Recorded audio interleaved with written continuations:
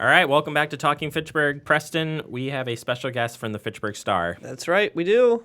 Jacob. First time? Long time? I love when they say that on Yeah. the radio. First time, First long of time? many, Yeah, hopefully. right? Jacob from the Fitchburg Star, good morning. Thank you for joining us. Good morning. Thank you for having us. You're a reporter from the Star. Yep. Got a busy schedule. We appreciate you taking the time and not, having to get up early after you had to spend the night almost at the council chambers last night. It was almost a camp out.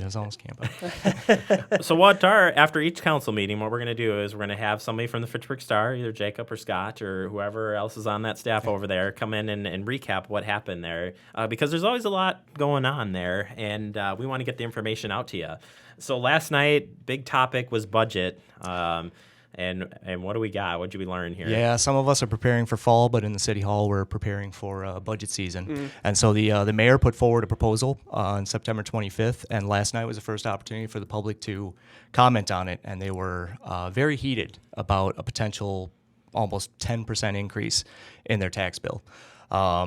So there was a lot of items that people wanted to get off their chest with regards to that. Now, of course, this isn't anything final. This was just the opportunity for the public to speak. Right. But some of the items out there, there was a very complicated budget. Some of the items include, the fire station. And a big driving factor to that raise is something called expenditure restraint. For anyone who doesn't follow it, doesn't get too into politics, that's expenditure restraint basically pays the city money to keep the budget from growing too much. But the mayor said that if we just to operate the city, we're going to break expenditure restraint. So all these kind of strange accounting tricks have to happen, and we still have to build a fire station. That's right. But there were some other things. So people were okay with the fire station, it seemed, from the public commentary. But there were some items that, as one public commentary called it, social engineering. So the biggest controversy was over a east-west bus route added in mid-morning and mid-afternoon. And some people felt that didn't seem as necessary as any of the other items on there, and that adds a couple $100,000 to the budget. So alders basically had to kind of sit back and listen, and they would have questions for people. And it got pretty heated. There were some people registered in support, but they were not speaking at the meeting, and that was support of the budget as it's proposed. The other thing the alders did with regards to the budget was to extend the timeline. So it's kind of tricky because they found out about it, and they have an opportunity to say, hey, we don't like this, we don't like this. But originally, they had to do that by Thursday. And this is a 600-page document, that they have to sift through and find their own issues with. So they voted to extend that deadline to Monday last night as well. So now what happens is it goes back to the alder men and women, and they go ahead and they can put in their amendments at this point? Is that... That's exactly what's going to happen. They're going to suggest their amendments, and then there's an interesting thing that happens, which is the city then looks at those amendments and figures out what that means. Obviously, if an alder says something like, let's fire all the police, that's going to have a certain impact on the city, even if it saves money. Right. So then there's a deadline for that to happen, and then the final budget will be debated on will be decided on November 10th, possibly through the 11th, and we will, of course, have to be there if it goes 2 days, but if it happens, we'll have it, and we'll have it live for you on FACTv, and then certainly can read it in the paper as it comes out. All right, so other pieces. So it wasn't just budget last night that happened there. We also had Lacey Road.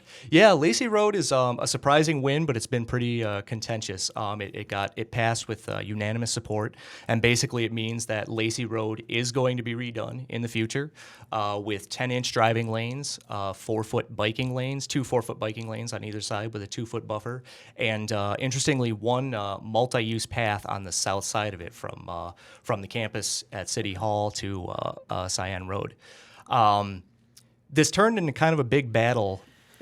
Yes, it did. Residents felt like they weren't being heard when this was initially proposed, and the initial proposal had 2 sidewalks on either side, and they were not happy with that. The misunderstanding, or maybe it's not fair to call it a misunderstanding, but the lead up to that was that there was something called complete streets in the state up until very recently, up until the latest budget, that basically necessitated that all road projects have these items. Further complicating matters and not allowing people to be heard is about $2 million on the table from the federal government.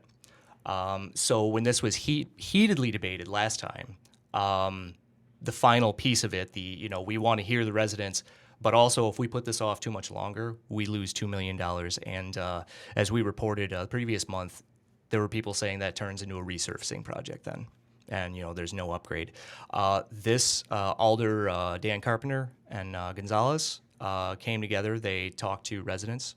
They worked with people, and they got this agreement out there in time. It looks like not only are they going to get the money, but they're going to get more money. The mayor and the city administrator went out and they spoke to the people in charge of the federal grant, and they pleaded with them, said, we need these exemptions, and they heard that. And it looks like it's going to be a win, passed unanimously. Looks like we're going to get a new Lacey Road. Awesome. That's good to hear that it kind of all worked itself out through the process. So that's really great to hear. Yeah. And so what's next? Well, what comes next with Lacey Road is, so this is them directing the staff to begin exploring the options with that. So, of course, there's all these possibilities within that, but right now it seems like there's support. The deadline for the grant says it'll be done by 2020. I haven't checked lately what exactly their timeline is for it, but now we kind of sit back and wait, and we see a final project and see what happens. Yeah, absolutely.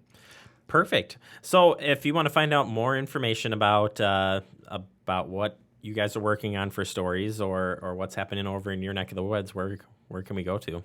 Well, of course, you can always go to connectfitchburg.com, or you can find us on Facebook. Just search Fitchburg Star.